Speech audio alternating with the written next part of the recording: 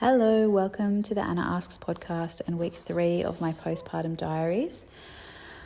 Now, you might be able to hear in the background, I have a baby sleeping on me, so you'll probably have a little bit of snuffly noises happening. And I'm hoping that the volume is a bit better for this episode than it has been for the last couple. I think this episode is going to be a little shorter than the previous ones as well, but we'll see if that actually plays out. And before I kick off, I just want to acknowledge the Awabakal people as the traditional custodians of the land on which I live and work and raise my children, and really pay my respects to their elders, past, present and future as well. All right, so what's happened this week? First of all, on Monday, we had baby's newborn screening test. Now, when you give birth in the hospital, they usually do that on the very first day before you get a chance to go home. When you birth outside of the hospital, it's something that you can choose to arrange after the fact. So we had that on Monday, just went in and had the electrodes placed, I think one on her forehead, one on her cheek and one on the back of her head. And then they put 2 little earmuff kind of things onto the baby, and they test for hearing at the frequency that conversation is at, volume and frequency that normal conversation is at. So they're not doing a full spectrum screen, but they're just checking that sort of wavelength so that can make sure that they're good for hearing, for speech and language development as well. So that was fine. Past that, they're meant to be calm, so they can either be sleeping or awake, but calm. She woke up just as we were going in there, so I fed her, and the screener did the test while she was feeding, and that seemed to do the trick. So that was Monday. Tuesday, she had a really sleepy day, which was kind of convenient because we were having a day socialising. We met up with a big group of people that we see each year about an hour away from home. So that was great. Everybody got to meet her, and those who wanted a cuddle could have a cuddle while she slept. It did mean that I was quite full by the evening, and she didn't do quite as much evening feeding as she had been the last few days, which had been cluster feeding in the evenings. But we managed, and we also made it home. That was my first time driving both the kids. So I probably could have planned that a bit better than an hour on the freeway at 9:30 at night with trucks and roadworks and all of that kind of thing. I probably could have picked a less stressful situation to have my first drive with them, but it is what it is, and we got home. And Wednesday was a social day as well, which it all feels really busy compared to how my first postpartum was. But I suppose that's also December for you, November, December. And I could have said no if I wanted to. All of these things were things where the invitation was open to me, but there wasn't an obligation. So that always feels really good. So on Wednesday morning, I again took both the girls by myself. So that was the first time kind of getting out of the house with them by myself for the first time, even though my partner was around to help actually get us organised in the morning, sort of getting them into the car and arriving somewhere and unloading and setting up the pram and all of that kind of thing, first time with both of them. So I feel like I've ticked a few boxes this week, and I also felt like I needed a rest. So Thursday, a big girl was at kindy, and I had a very restful day at home. The midwife came, and I think it had been 10 days since she had come to our place, and we weighed the baby, and she's doing exactly what she needs to do, putting on weight, and she was nice and calm and alert. She has really woken up the last couple of days, so she had that really sleepy day on Tuesday, and then each day since then she's had a little bit longer awake at a time. So it's quite common that she'll have sort of 2 stretches of 2 to 3 hours awake, and then a couple of 1-hour blocks scattered throughout the day and night as well. So also getting to that point of when I put her down, then she wakes up sort of within 10 minutes or so, but seems calm rather than hysterical when she wakes up, which is kind of nice, and happy to stay asleep if being held. So that's sort of what I would expect, and I really don't mind having this baby cuddling me while she snoozes in the day. Now, I say that I don't mind, which I absolutely don't. It does complicate things with the older child when she is around, though, when you have an unput-downable baby. I have tried her in the carrier a couple of times, the little one. I don't like to really use the carrier for longer than I would be able to hold her in my arms walking around for, but this is kind of carrier use where I just can have two hands for a short period of time. Which seems to be fine if she's asleep, and I have been able to transfer her into a carrier twice when she's been asleep already, but absolutely hated it when I tried her in there awake. So yes, imaginative play with a 3-year-old whilst holding a sleeping baby is quite challenging. I'm finding parenting the older one to be the most challenging thing that's happening anyway. I was already aware that I wasn't really enjoying 3 as an age for, an age or phase that I loved. I love newborn phase, even with my first, who was really challenging as a newborn. I loved it. And 3, I would say, is probably my least favourite age so far. So I was aware of that during my pregnancy, but now I have like the enjoyment of the newborn and the challenge of the 3-year-old at the same time, and it's showing me just how poles apart that is. And that's not to say that I'm not enjoying my time with her, or I would prefer not to see her, or any of those things. It's just hard, This morning she wanted to put on a concert for us. She'd seen her friend do a little dancing concert the other week, and so for that to happen, she had to have exactly the correct outfit, hair clips, accessories, which all had to be in the exact right place. And, we'd keep getting them wrong because the instructions are not quite clear and the execution is hard to do with one hand. And then it had to be the exact right music, and we all had to sit in the exact chairs that she wanted at the exact time, and all of these things are happening while I'm trying to latch the baby, and it's just not easy. And then when you deviate from the exact rules of the game, which haven't really been spelled out to you in the first place, that's a very emotional time for this particular 3-year-old. And I said to a friend this week, I really want someone with my child's personality, or someone who has a child who has a similar personality to my child, to tell me that 4 is better than 3, but I keep being too afraid to ask them because I don't want to get the wrong answer. So I love her very much, and it's also a tricky thing. Last night she was going to sleep or going to bed, but really only wanted me. And, baby's crying for a feed at the same time. So I'm trying to be in the bed with her while feeding the baby, while reading a book, while answering 20 questions about the book and all the things. So, yeah, it's not easy all of the time, but I am very thankful that I'm getting enough rest. I've been really happy with the support that I've been receiving, friends, family, professionally, all of those things that we put in place are really, really paying off.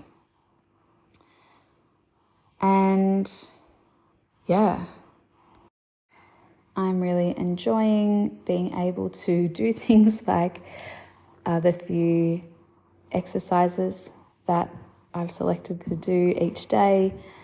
I've been really enjoying just being able to lie flat on my back, and now that my boobs aren't so sore, to be able to lie on my front as well. That has been a really, really long time, and I can't remember who I read this from, but they were talking about how their grandmother, whenever there was an emotional upheaval, would just tell her to go and lie womb to the earth. And it just feels really nice being able to put womb to the earth and lay flat and feel myself breathing into my back and my lower ribs and parts that you can't breathe into when the baby is taking up all of your rib cage and lung space. So that has been feeling really, really good. Now that it is officially summer, I would love to go swimming, but even in a private pool, that's not recommended until you finish bleeding. I'm only 3 weeks and a day or two postpartum, and that bleeding is expected to go for 4 to 6 weeks post-birth. So I might still have a few weeks till I can jump in, but I'm hoping that I'll be in the pool by Christmas time. And in saying that, know that even if they're around, you still might have to claim your space and claim your support from them in ways that you think may be obvious for them to step in, but it might not look obvious to an outsider. It might look like you're doing everything totally by choice. So Zelma from the Postnatal Project wrote just this week about how in her early postpartum period with her newborn, she spent a couple of days sitting by the window doing all of the care and feeding for her baby while she watched her husband perfect their lawn. Now, my husband is very clear that he's not doing that kind of long-term project this time around, but there have been some other jobs that he's been doing that, yes, need to be done for the function of our household or the safety of our house. But really, I question if they could have been done by someone else. But it's within a time that I'm happy to have both of the kids. Now, I did have a patch earlier this week where I felt, basically, I started feeling resentful, going, well, okay, so when the baby's awake, I'm feeding the baby and then doing the nappy change that comes after that and that kind of thing. And then when she is asleep, I hand her off to him so that I can put my efforts into the big girl and make her feel like she's still loved by me. And then that means that he's got the baby to sit on the couch and watch cricket and look at his phone. And this probably only went for like 2 days, but I started feeling pretty cranky about that.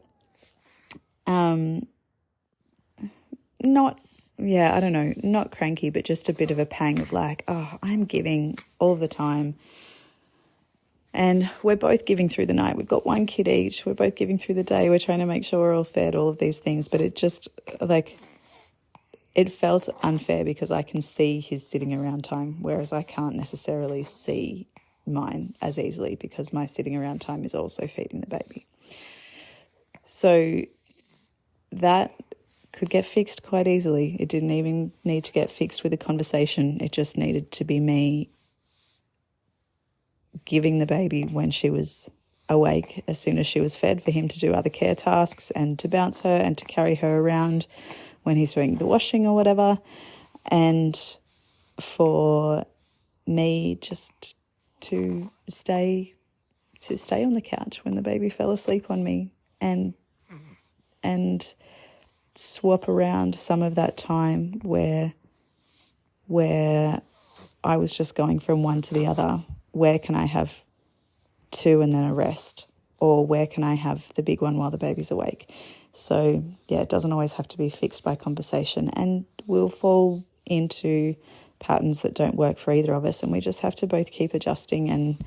And this situation didn't need great communication to remedy from my point of view, but perhaps it's not ideal from his point of view. So having a check-in regularly to go like, is this division of labour okay for us? Because I think at the end of this week it's better than it was at the start. So as you can probably hear, because I sound quite happy and I'm telling you all the good stuff, I am feeling really good. But I also completely acknowledge that I am only feeling this good because my partner has had the whole time off work so far. So 3 weeks, the 3-week mark is where he went back to work after our first child. And I think if I only had the baby, that would be quite fine right now. I would be totally okay with that. But with the two of them, I would not. I can really only handle kind of 2 hours, maybe up to 3, depending on what time of day it is. But 2 hours or so in the sole care of both of them before I start basically losing my mind and being really angry with the older one, which is not fair on her. And I think that would be a reflection of it being not fair on me to have both of them this early on. So I always tell my clients to organise for their partners to have as much leave time as possible. Use up whatever paid parental leave is in their award or contract. Use up the government partner pay.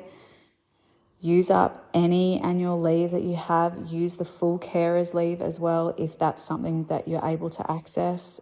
Use all of it. It is really important. And for us, we have been able to organise that he actually has leave until his workplace shuts for Christmas, and so then he'll have all of that shutdown time as well. And then we may get a little bit extra on the other end of that too. And so I feel great sitting here saying how wonderful everything's been for the first 3 weeks. But if he was going back to work on Monday, I would be in a state, but I suppose I also would have planned differently and be calling on different people to be rostered on to help in different ways, the way that I did with my first child too. Which, if you haven't heard me talk about that before, basically I organised that when he went back to work, I had 4 different people organised to each come for sort of 2 or 3 hours in the morning on a different weekday. They selected a different weekday each, and I said, can you please come over for the first, 4 to 6 weeks on your allocated day, just for that 2 or 3 hours to give me a hand and some company. So I only had 1 day by myself completely while he was back at work for that early period. So I probably would have come up with something similar this time around, but I haven't needed to, and having that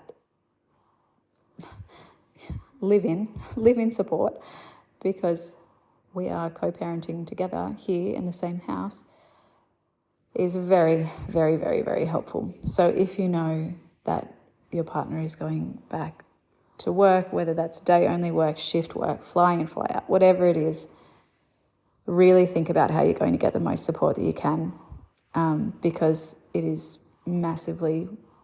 what is massively propping up my mood and my mental health and into my physical health right now. The luck on the physical health might be winding down a little bit though. You probably know how sick we were, how often during pregnancy, and we've made it through our first 3 weeks of newborn life being physically well, but after a very social week.